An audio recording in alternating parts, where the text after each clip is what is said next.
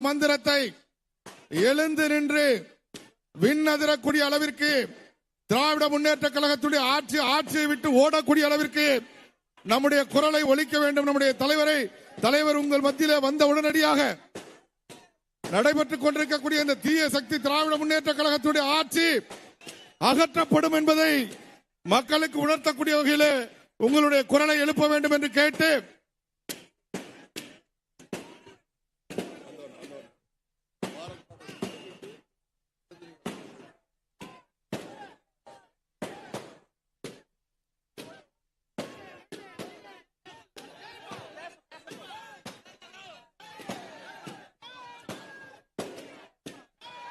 மேடையில பாரதிய ஜனதா கட்சியோட முன்னாள் மாவட்ட தலைவர்கள் இந்நாள் மாவட்ட தலைவர் மட்டும்தான் இருக்கணும். மற்ற கூட்டணி கட்சிகளுடைய மாவட்ட செயலாளர்கள், முன்னாள் சட்டமன்ற உறுப்பினர், இந்நாள் சட்டமன்ற உறுப்பினர், கூட்டணி கட்சியினுடைய மாவட்ட தலைவர், தமிழ் மாநில காங்கிரஸ், ஐஜேகே போன்ற கட்சிகளுடைய மாவட்ட தலைவர்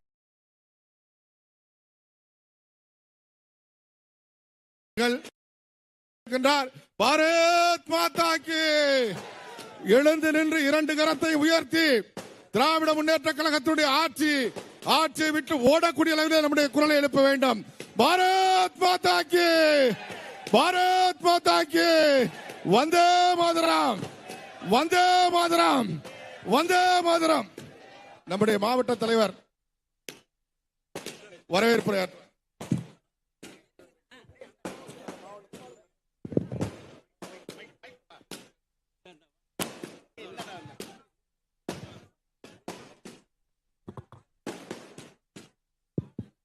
भारत माता के, भारत माता के, भारत माता के.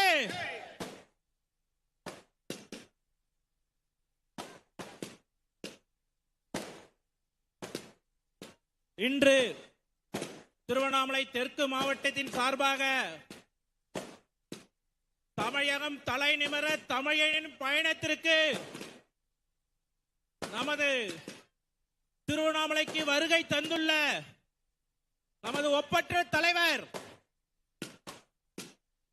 அண்ணன் முன்னாள் அமைச்சர் சட்டமன்ற குழு பாரதிய ஜனதா கட்சியின் தலைவர் மாண்புமிகு அண்ணன் நயினார் நாகேந்திரன் அவர்களே,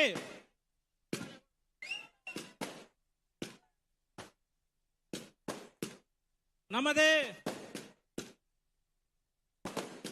தேசிய ஜனநாயக கூட்டணியின் மாவட்ட செயலாளர் அண்ணன் திரு அக்ரி எஸ் கிருஷ்ணமூர்த்தி அவர்களே,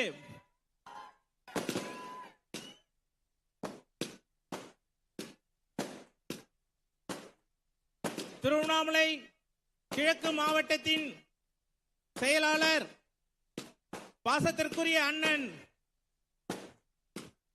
திரு ராமச்சந்திரன் அண்ணன் அவர்களே,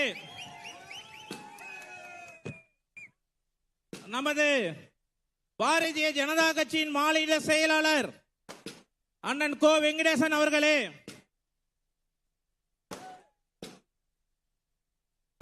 புதிய நீதி கட்சியின் தலைவர் மாவட்ட செயலாளர்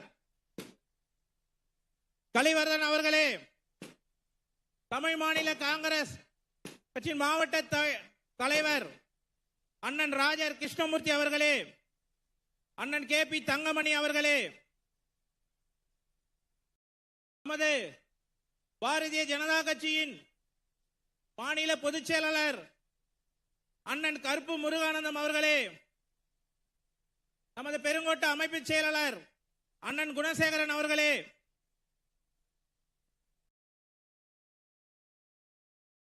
நமது முன்னாள் மாவட்ட தலைவர்கள், நமது மாவட்ட பொதுச் செயலாளர்கள், மாவட்ட செயலாளர்கள், மாவட்ட துணைத் தலைவர்கள்,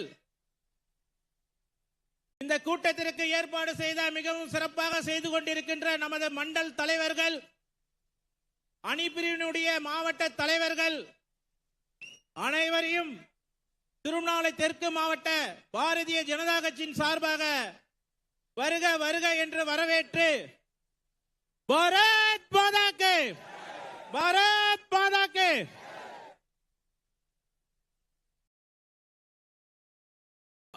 பாரத் மாதா கி வந்தே வந்தே வந்தே பாரத் மாதா கி.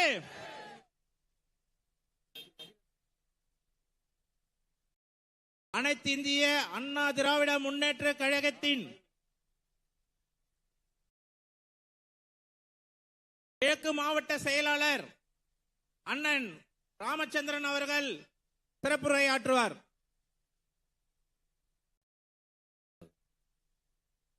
இங்கே நடைபெற்றுக் கொண்டிருக்கிற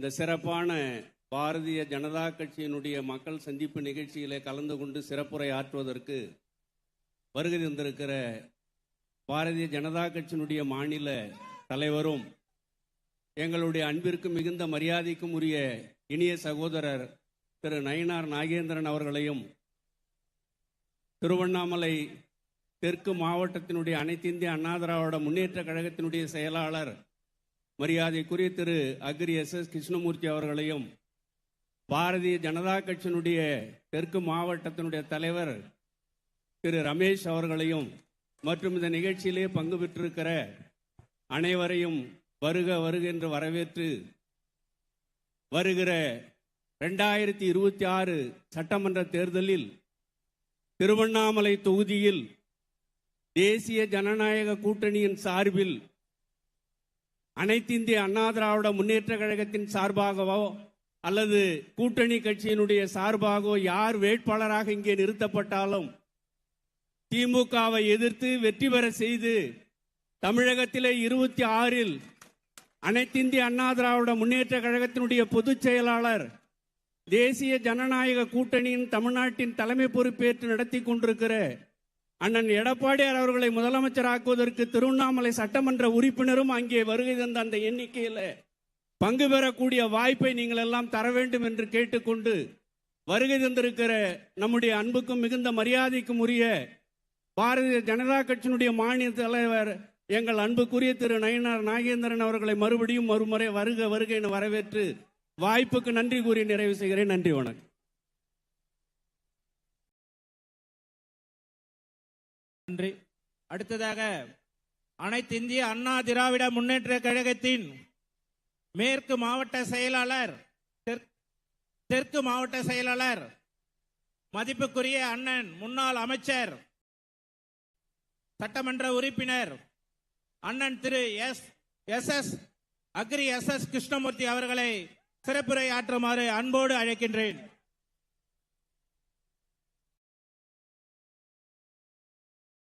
அனைத்து இந்திய அண்ணா திராவிட முன்னேற்ற கழகத்தினுடைய நிறுவன தலைவர், மறைந்தும் மறையாமல் மக்கள் உள்ளங்களிலே வாழ்ந்து கொண்டிருக்கிறாரே மக்கள் தலைவர், மாணிக்க தலைவர், மாசற்ற தலைவர், இதய தெய்வம் புரட்சி தலைவர் MGR அனைத்திந்திய அண்ணா திராவிட முன்னேற்ற கழகத்தை எஃகு கோட்டையாக மாற்றி இந்திய துணைக்கண்டத்திலே 3வது பெரிய இயக்கமாக உருவாக்கி மறைந்த நம்முடைய இதய தெய்வம் புரட்சி தலைவி அம்மா ஆகியோரது தெய்வீக நல்லாசியுடன் அனைத்திந்திய அண்ணா திராவிட முன்னேற்ற கழகத்துடைய பொதுச் செயலாளர், மாட்சிமை மிகுந்த முன்னாள் முதலமைச்சர் 2026 நடைபெறுகின்ற சட்டமன்ற தேர்தல் மூலமாக உங்களுடைய நல்லாதரவோடு தேசிய ஜனநாயக கூட்டணியின் சார்பிலே தமிழகத்துடைய முதலமைச்சராக பொறுப்பேற்க இருக்கிற நம்முடைய மரியாதைக்குரிய அருமை அண்ணன் எடப்பாடியாருடைய ஆணையின் அடிப்படையில் இன்றைக்கு திருவண்ணாமலையிலே நடைபெறுகின்ற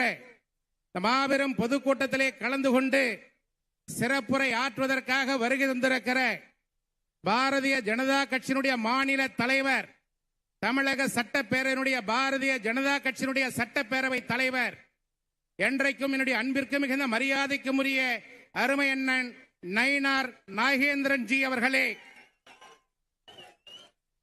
இந்திய நாட்டினுடைய பிரதமர் மோடிஜி அவர்களுடைய ஆணையின் அடிப்படையிலேயும் இந்திய துணைக்கண்டத்தினுடைய உள்துறை அமைச்சராக இரும்பு மனிதராக இன்றைக்கு இந்தியாவிலே வலம் வந்து கொண்டிருக்கிற அமித்ஷாஜி அவர்களுடைய ஆணையின் அடிப்படையிலேயும் தமிழக பாரதிய ஜனதா கட்சியினுடைய தலைவராக பொறுப்பேற்று இன்றைக்கு தமிழகமெங்கும் சூறாவளி சுற்றுப்பயணம் மேற்கொண்டு அதன் அடிப்படையிலே இன்றைக்கு நம்முடைய திருவண்ணாமலை மாநகரத்திற்கு வருகை தந்திருக்கிற மாட்சிமை மிகுந்த என்னுடைய மரியாதைக்குரிய அருமை அண்ணன் நயினார்ஜி அவர்களை அனைத்திந்திய அண்ணா திராவிட முன்னேற்ற கழகத்தின் சார்பிலே வருக வருக என்று வரவேற்று 2026 நடைபெற இருக்கின்ற சட்டமன்ற தேர்தல் மூலமாக தமிழகத்திலே ஒரு மாபெரும் மாற்றத்தை உருவாக்க மக்கள் முடிவு செய்திருக்கிறார்கள்.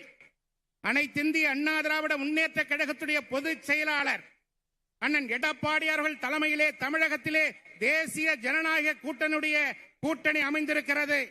இந்த கூட்டணியின் சார்பில் பாரத பிரதமர் மோடிஜி அவர்களும் உள்துறை அமைச்சர் அமித்ஷாவி அவர்களும் அனைத்திந்திய அண்ணா திராவிட முன்னேற்ற கழகத்துடைய பொதுச் செயலாளர் எடப்பாடியார் அவர்களும் நம்முடைய பாரதிய ஜனதா கட்சியுடைய மாநில தலைவர் அண்ணன் நயினார் நாகேந்திரன் அவர்களும் அரசியல் களத்திலே பல்வேறு சதுரங்க காய்களை நகர்த்தி கொண்டிருக்கிறார்கள். இவர்கள் தலைமையில் தமிழகத்திலே ஒரு மாபெரும் சக்தியாக மாபெரும் தேசிய ஜனநாயக கூட்டணியின் சார்பிலே ஒரு மாற்றத்தை உருவாக்குவதற்கான காய்களை நகர்த்தி கொண்டிருக்கிறார்கள்.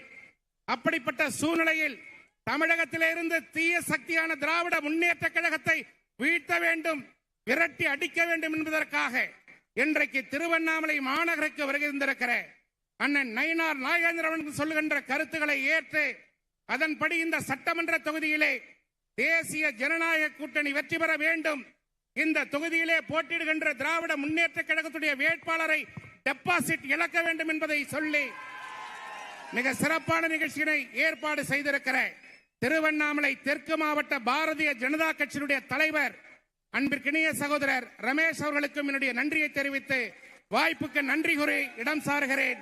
நன்றி, வணக்கம்.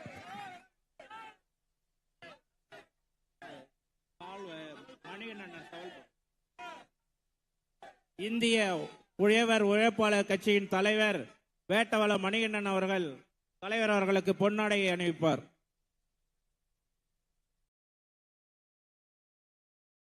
பாரத் மாதா கி, பாரத் மாதா கி.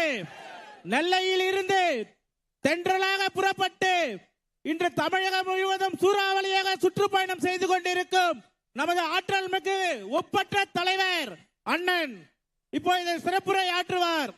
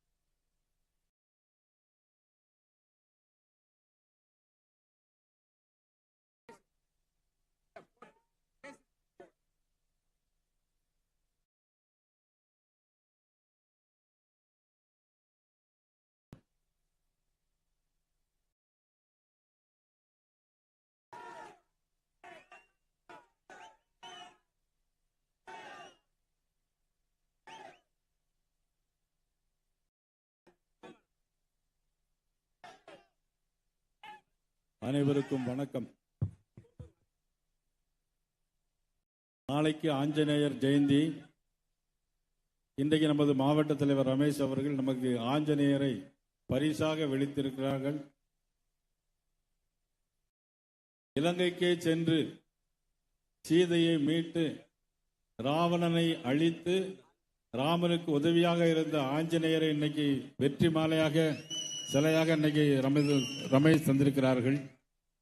இனி 2026 தேர்தலில் நிச்சயமாக நாம் 234 தொகுதிகளில் 204 தொகுதிகளுக்கு மேலாக நிச்சயமாக வெற்றி பெறுவோம் என்ற நம்பிக்கை இருக்கிறது.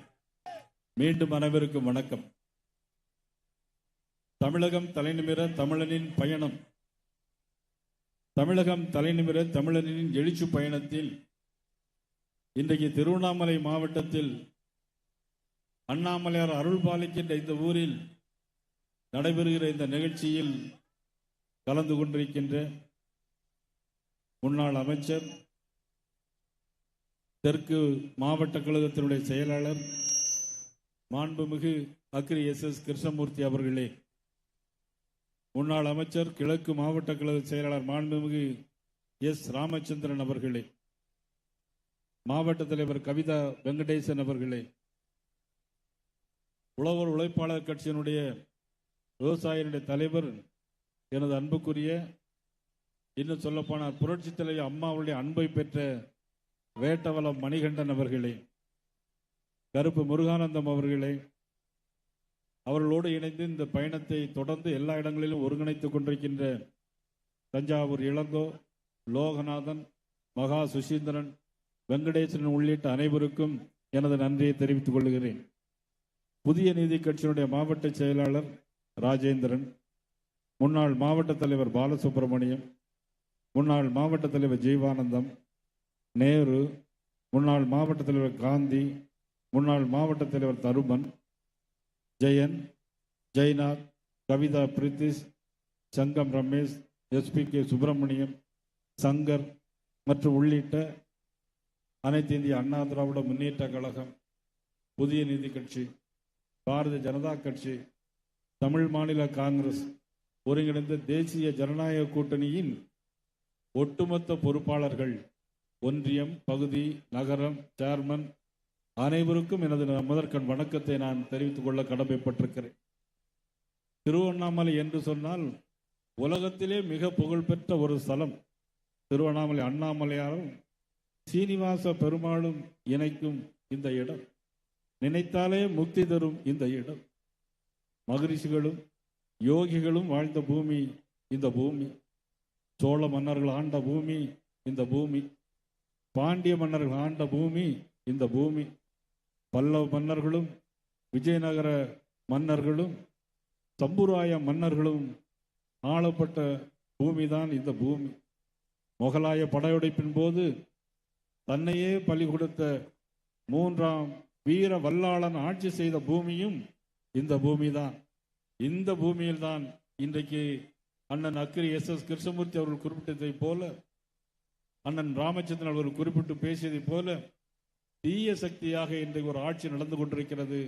அந்த ஆட்சியின் அவல நிலைமையை திருவண்ணாமலை மாவட்டத்தில் நடைபெறுகின்ற ஓரிரு நிகழ்ச்சிகளை இந்த வீடியோ காட்சி மூலம் பார்க்கலாம். பிறகு தொடர்ந்து நான் உங்களிடம் பேசுகிறேன்.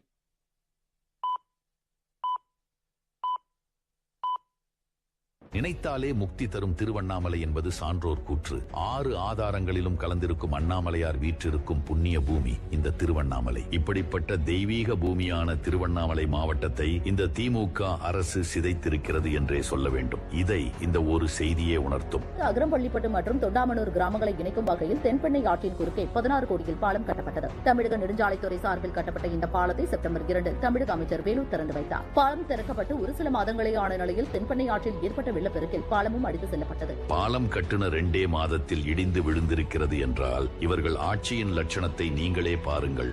ஆமாம், இந்த கத்தியை யார் செய்தது? நான் தான் செய்தேன் மன்னா. எங்கே கொஞ்சம் பிடித்து இழு. இழுத்தேன். எங்கே கொடுங்க. அதில் என்னடா தேடுகிறாய்? அதில் என்ன தேடுகிறாய்? ஆபத்தின் விளிம்பில் ஒரு மன்னன் தத்தளிக்கும் போது அனைத்து கத்திகளும் உடைகிறது. என்னடா அர்த்தம் இது? திமுக ஆட்சியில் இந்த மாவட்ட விவசாயிகள் பட்ட இன்னல்களையோ எளிதில் அளந்துவிட முடியாது. விவசாயிகளுக்காக ஏற்படக்கூடிய துன்பங்களுக்கு துணை நிற்கக்கூடியவன் தான் இந்த ஸ்டாலின். பறந்து விடக்கூடாது. ஏண்டா பச்சை போய் பேசுற, ஓபனா பேசுற. திருவண்ணாமலை மாவட்டம் செய்யார் அருகே போராட்டத்தில் ஈடுபட்ட 7 விவசாயிகள் மீது குண்டர் சட்டத்தின் கீழ் வழக்கு பதிவு செய்யப்பட்டதை கண்டித்து போலி வழக்குகளை பதிவு செய்து மிரட்டி கையெழுத்து வாங்கியுள்ளதாக பாதிக்கப்பட்டவர்கள் கூறியுள்ளனர். உலக வரலாற்றிலேயே விவசாயிகள் மீது குண்டாஸ் போட்ட நம்பர் 1 ஆட்சியாளர் என்றால் அது நம் தமிழக முதல்வர் தான். பாஜக உள்ளிட்ட கட்சிகள் போராட்டம் நடத்திய பின்பு இந்த கையாலாகாத திமுக அரசு விவசாயிகள் மீது போடப்பட்ட குண்டாஸை வாபஸ் வாங்கியது. இந்த அண்ட சராசரத்தை ஆளும் எம்பெருமானின் சன்னதிக்கு களங்கம் விளைவிக்க முயன்ற இந்த திமுக ஆட்சியை என்ன பெயர் சொல்லி அழைப்பது? புறம்போக்கு. ஜெனரலா கேட்கல. இந்த வீட்ல நான் யாருன்னு கேட்கிறேன். அண்ணாமலையார் கோவிலின் ராஜகோபுரத்தை மறைத்து வணிக வளாகம் கட்ட திட்டம் தீட்டிய இந்த இந்து விரோத திமுக அரசின் நயவஞ்சகத்தை எளிதில் மறந்துவிட முடியாது. ஆட்சிக்கு வந்ததில் இருந்து இவர்கள் போடும் ஆட்டம் கொஞ்சம் நஞ்சமில்லை.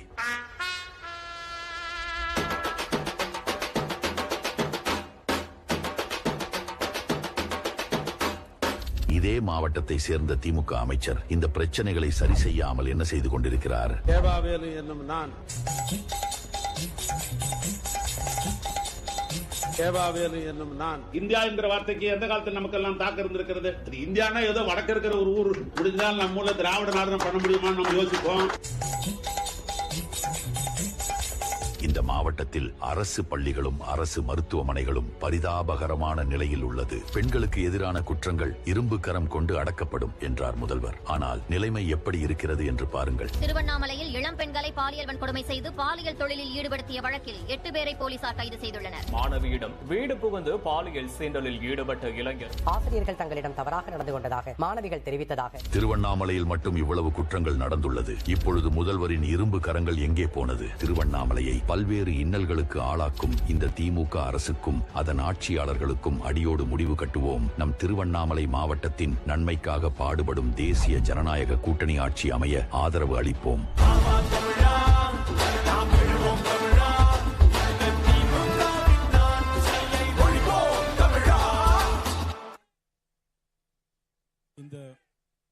இந்த வீடியோ பார்த்தீங்கல்ல,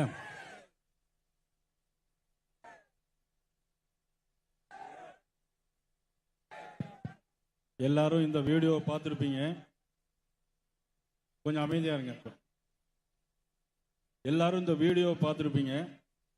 இந்த வீடியோவில் நடந்த விஷயத்தெல்லாம் பார்த்தீங்கன்னா, இந்த ஊர்ல பாலம் இடிந்து, கெட்டின பாலம் இடிந்து விழுந்த ஒரே இடம் திருவண்ணாமலைன்னா, எல்லா இடங்களிலும் இதே மாதிரி தான் கெட்டின பாலங்கள்லாம் இடிந்து போயிருக்கு.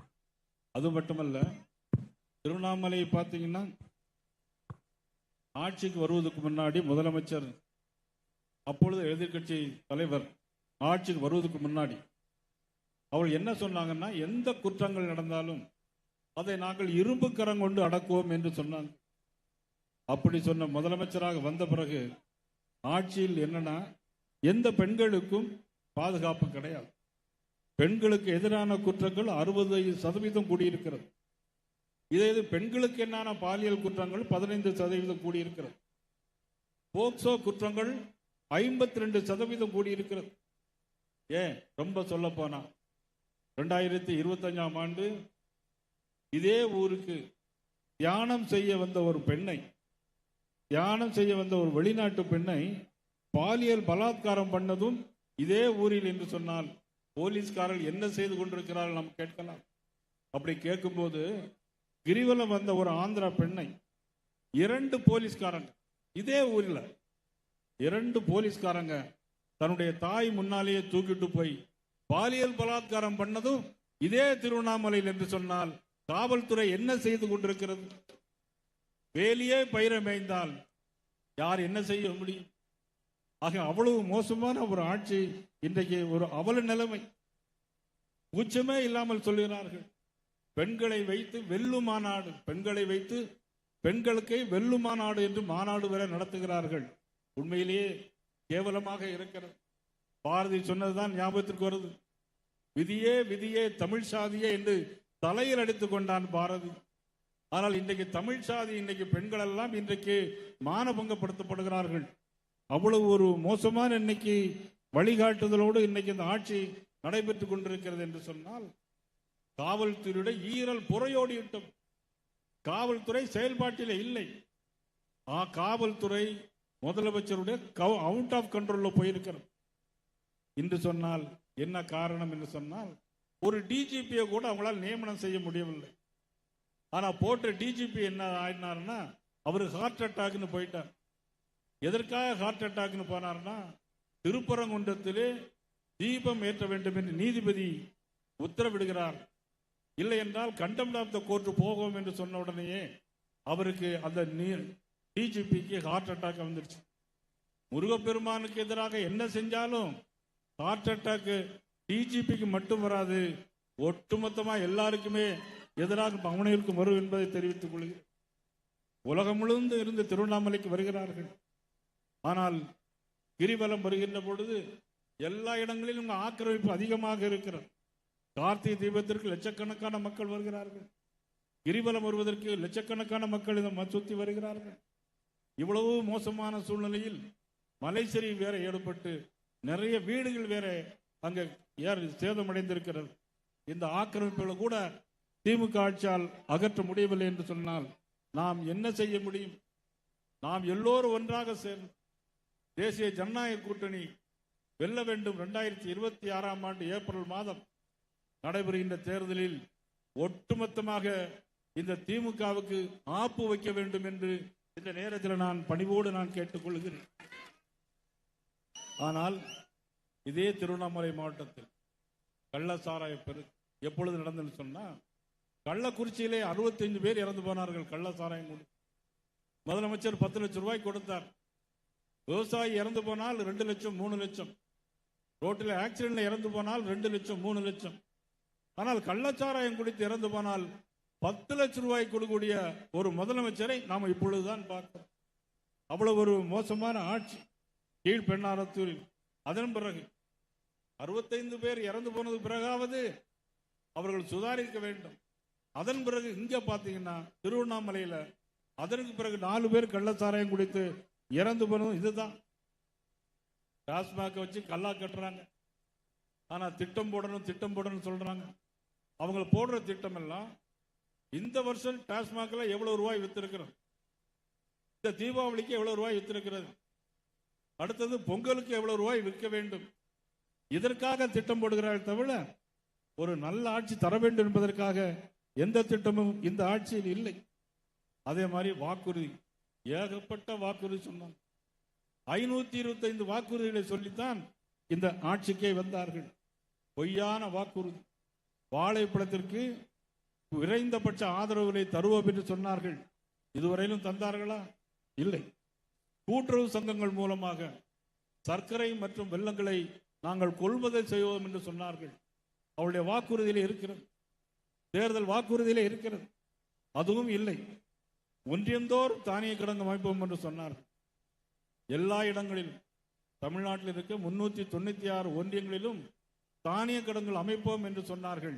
ஒரு இடத்தில் கூட தானிய கிடங்குகள் அமைக்கவில்லை.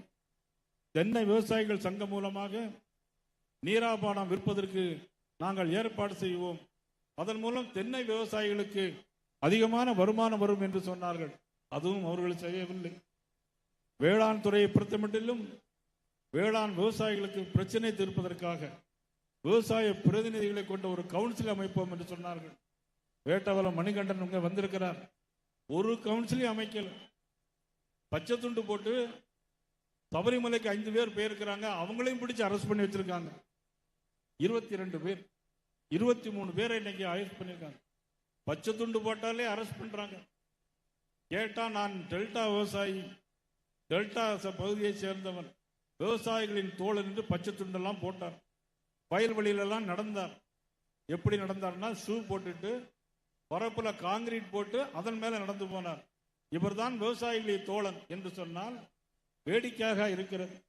அது மட்டும் இல்ல, பெண்களுக்கு எதிரான பாலியல் குற்றங்கள் நடைபெறும் போது தனியாக நீதிமன்றம் அமைத்து அவர்களுக்கு உரிய நீதியை நாங்கள் பெண்களுக்கு வழங்குவோம் சொன்னோம். ஆனால் இன்னைக்கு அனைத்து பெண்களுக்கும் பாதுகாப்பு இல்லை. ஆந்திராவிலிருந்து இங்க வந்தாலும் பாதுகாப்பு இல்லை பெண்கள், வெளிநாட்டிலிருந்து வந்தாலும் பெண்களுக்கு பாதுகாப்பு இல்லை. ஒரு பாதுகாப்பு இல்லாத ஒரு சூழ்நிலை இன்றைக்கு வந்திருக்கிறது என்று சொன்னால் அது திராவிட முன்னேற்ற கழகத்தினுடைய போலியான அரசு, ஒரு பொய்யான அரசு, ஒரு மக்கள் விரோத அரசு. நிச்சயமாக வீட்டுக்கு அனுப்பப்பட வேண்டும். திருப்பரங்குன்றம் எல்லாருக்கும் தெரியும். உலகெங்கும் வாழும் இந்துக்கள் அனைவரும் இன்னைக்கு கொதித்து போயிருக்கிறார்கள். தீபம் ஏற்ற முடியவில்லை. கார்த்திகை மாதம் திருக்கார்த்திகை அன்று எல்லா ஊரிலும் சொக்கப்பானை கொளுத்துவோம். திருப்பரங்குன்றம் மலையில் தீபத்தூண் இருக்கிறது. பல ஆயிரம் ஆண்டுகளுக்கு முன்னாலே உள்ள தீபத்தூண். அந்த தீபத்தூணிலே தீபம் ஏற்ற வேண்டும். வழக்கு நீதிமன்றத்திலே விசாரித்த நீதிபதி GR சாமிநாதன் அவர்கள் வழக்கை விசாரித்து தீபம் ஏற்ற வேண்டும். போலீஸ் கமிஷனர் ஒருவர் கூட 10 பேர் போகலாம், போய் தீபம் ஏற்ற வேண்டும் ஒரு தீர்ப்பினை வழங்கினால் அங்கே காவல்துறை மறுக்கிறது. நீதிக்கு காவல்துறை மறுக்கிறது, அநீதிக்கு காவல்துறை துணை போகிறது. எவ்வளவு மோசமான ஆட்சி! தர்மம் எங்கே இருக்கிறது? தர்மத்தை தேடித்தான் அலைய வேண்டியிருக்கிறது. ஆக தர்மம் தூங்கும் போது அதர்மம் தலை தூக்கும். ஆனால் இப்பொழுது அதர்மம் தலை தூக்கி இருக்கிறது. நிச்சயமாக 2026 ஏப்ரல் மாதம் தர்மம் ஜெயிக்கும். அது நிச்சயமாக தேசிய ஜனநாயக கூட்டணி வெல்லும் என்பதை நேரத்தில் தெரிவித்துக் கொண்டு அசுரர்களுக்கும் தேவர்களுக்கும் தேவர்களெல்லாம் அசுரர்களால் மிக துன்புறுத்தப்பட்டார்கள். ஆனால் அதிலையும் கடைசியில் தேவர்கள்தான் வென்றார்கள். அதே போல நிச்சயமாக நீதியும் தர்மமும் தலை தூக்க வேண்டும் என்று சொன்னால் வருகிற 2026 தேர்தலில் நாம் அனைவரும் ஒற்றுமையாக இருந்து நாம் இந்த தேர்தலில் பணியாற்ற வேண்டும். இந்த கூட்டணி என்பது ஏதோ இங்கு இருக்கின்றவர்களால் உருவாக்கப்பட்ட கூட்டணி அல்ல. யார் இந்த நாட்டின் முதலமைச்சராக இருக்கக்கூடாது என்பதற்காக ஏற்படுத்தப்பட்ட கூட்டணி இந்த கூட்டணி. திமுக இந்த நாட்டில் இருந்து அகற்றப்பட வேண்டும். திராவிட முன்னேற்ற கழகம் என்ற ஒரு கட்சி இனி இருக்கக்கூடாது என்பதற்காக உருவாக்கப்பட்ட கட்சி. அதனால் இன்னைக்கு பாரதிய ஜனதா கட்சி இன்றைக்கு அண்ணன் எடப்பாடி அவர்களை தலைமையாக கொண்டிருக்க வேண்டும். நிறைய பேர் நினைக்கலாம் பாரதிய ஜனதா கட்சி நீங்கள் பெரிய கட்சி தானே அப்படி நினைக்கலாம், உண்மைதான். ஆனால் இந்த தேர்தலில் யார் முதலமைச்சராக வர வேண்டும், யார் முதலமைச்சராக இருக்கக்கூடாது என்பதற்காக வருகின்ற தேர்தல் இந்த முறை தவறிவிட்டால் தமிழ்நாடு சுடுகாடாக மாறிவிடும். குடும்ப ஆட்சி தலைவிரித்தாடும்.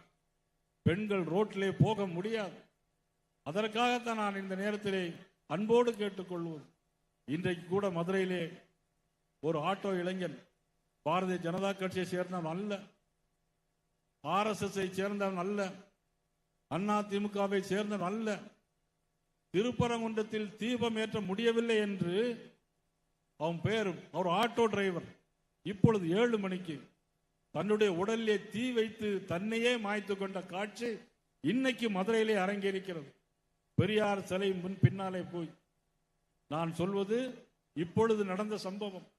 இதே உணர்வு ஒவ்வொருவர்களுக்கும் வர வேண்டும்.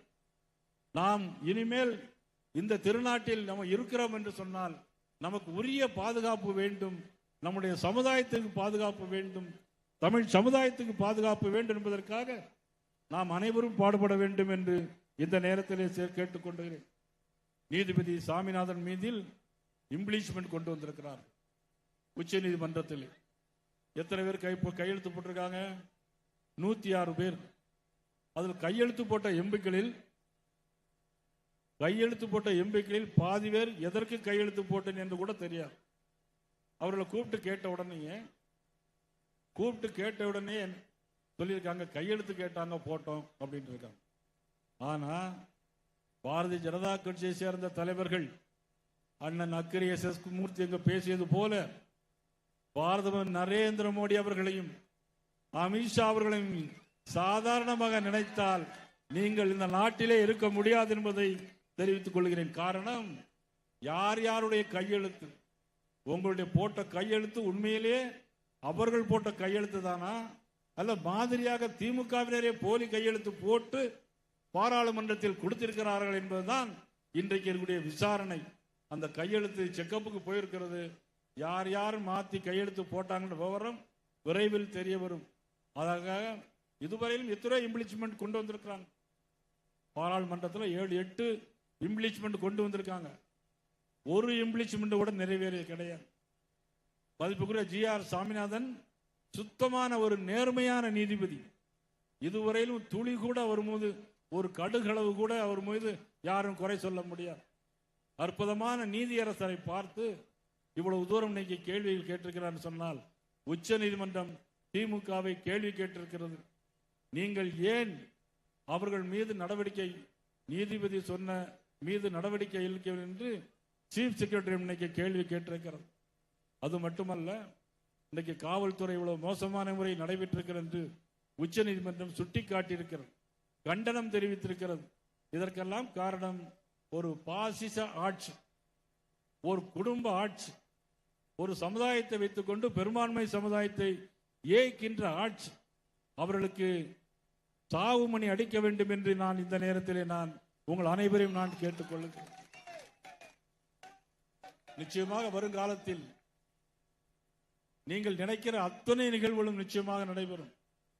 அண்ணன் எடப்பாடி அவருடைய தலைமையிலே நல்லாட்சி மலரும், பாரதிய ஜனதா கட்சி கைகோர்த்து நிற்கும் என்பதை நேரத்தில் தெரிவித்துக் கொண்டு, மதுரையிலே தீ வைத்து பெரியார் சிலை அருகில் மதுரையில் தீ வைத்து தற்கொலை செய்த ஒரு இளம் ஆட்டோ டிரைவர் பூரணச்சந்திரன்.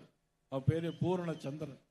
ஒரு 5 வயது குழந்தை இருக்கிறது என்றாலும் கூட தீபம் ஏற்ற முடியவில்லை என்று மன உளைச்சலில் இறந்து போன பூரணச்சந்திரன் ஆத்மா சாந்தியடைய இந்த கூட்டத்தின் வாயிலாக நான் அனைவரையும் தெரிவித்துக் கொள்கிறேன்.